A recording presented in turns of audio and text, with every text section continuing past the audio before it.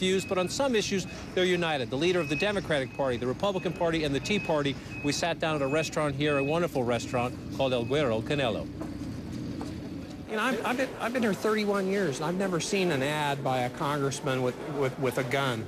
And we saw two Republican candidates this year in Arizona film ads with automatic weapons. And we saw a third, Jesse Kelly, have a fundraiser where he said, come shoot an automatic weapon with your candidate. And it had some words about Gabrielle Giffords in that ad. So I think it's fair to say that I've been here 31 years. I haven't seen a campaign like this one in 2009.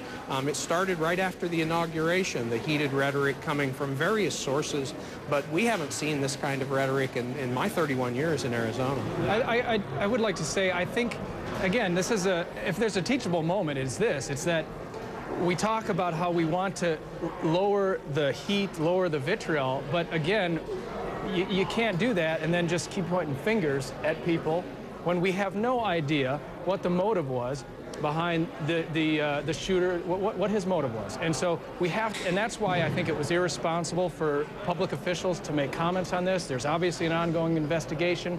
The fact is that random or isolated acts of violence have always occurred, and they will always occur. Well, and let's be honest, too. At my home, before we did this meeting, I had a representative from the Sheriff's Department at my home because after the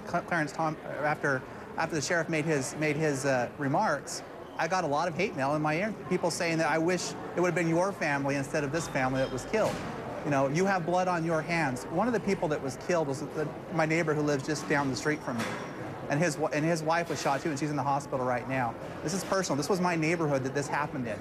You know, and to see those things, you know, this goes way beyond politics. And I think that right now is the time for the national people to back off, let us mourn, let us handle this, and get the investigation done. And then if there's things to be taken, if there's things that went wrong, if there's things that could have been done differently, let's talk about that. But allow us to mourn.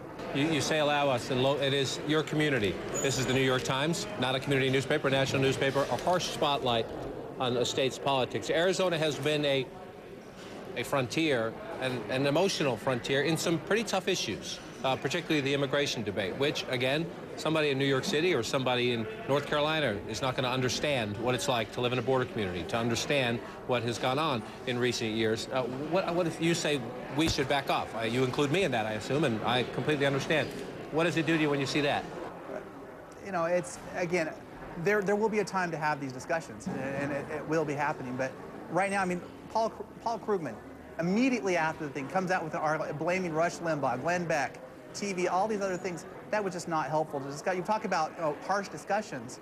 You know, where there's a line drawn on one side, there has to be responsibility taken on both sides. I mean, all that mail in my inbox came almost directly from the comments the sheriff made and people blaming my organization for what happened. Now, nobody in this city, nobody in this town that knows me and my organization believes that to be the case. Probably not even Jeff Rogers. Oh, I concur. I mean, we've seen some really nasty, horrible things emanate from some of these Tea Party people across the nation, but we haven't seen that here in Tucson.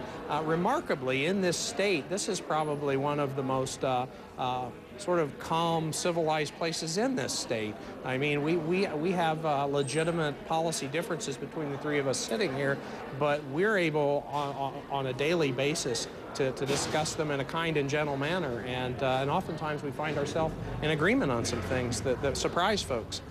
But you know, this community, Tucson, is a very close-knit community and not typical of the rest of the state in some degrees. I would also say, I think one of the assumptions we're making is that people in politics have all the answers to this. I would argue that this is primarily a cultural thing, and politics reflects culture far more than the other way around. And you have this happen, and no policy, no law, nobody in a suit is ever going to have the answer to make something like this stop. This is a cultural thing, and it's up to every individual to take responsibility for the state of our culture and our religious leaders, our community leaders, our club leaders. That's what you make an interesting point in the sense that, again, it is perhaps inevitable and reflex of society and particularly the political system that one of the conversations that immediately happens is about guns.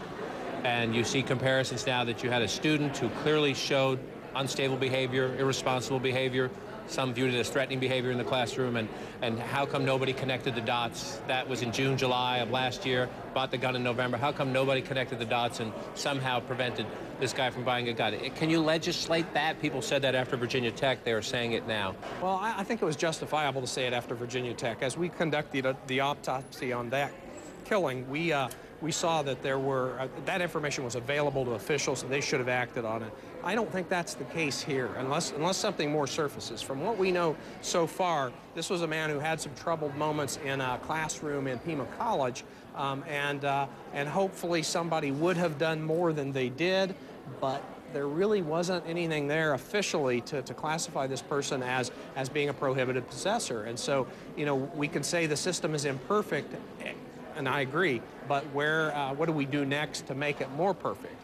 And you do have to realize this is, as David Fitzsimmons, the cartoonist that Trent mentioned, this is a serious gun culture in this state, and it is a little over the top. When you can have guns in bars, and now they're proposing, the people running our legislature now, to allow guns on school campuses, it's troubling, and hopefully this is another moment that we can go, wait a minute here, perhaps we're going a little too far in this state with our liberal gun laws. Well, again, Jeff wants to get into politics. I think there's a time for that. I just don't think it is now. There will be time when Brian and Jeff, we will go toe-to-toe on the gun issue.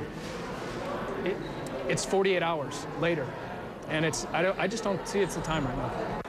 Yeah, I mean, again, you know, Gabrielle Giffords herself, there's pictures of her on her website firing automatic weapons. She owned a Glock. You know, it's something maybe other states don't understand, but you know, the gun ownership is a very, very... And he could have legally owned a weapon in any 50 states, so it has nothing to do specifically with Arizona. As you see, some disagreements there between the Democrats, the Republicans, and the Tea Party, but polite, civil disagreements by three men who respect each other. That's the way it ought to be. As we leave you tonight, look at the remarkable scene behind me. Still vigils underway, people coming by to leave gifts for Congresswoman Gabby Giffords, others recovering in this hospital. It is a remarkable scene. As we leave you tonight and say goodnight, we'll see you tomorrow. Reflect on this moment. Parker Spitzer starts right now.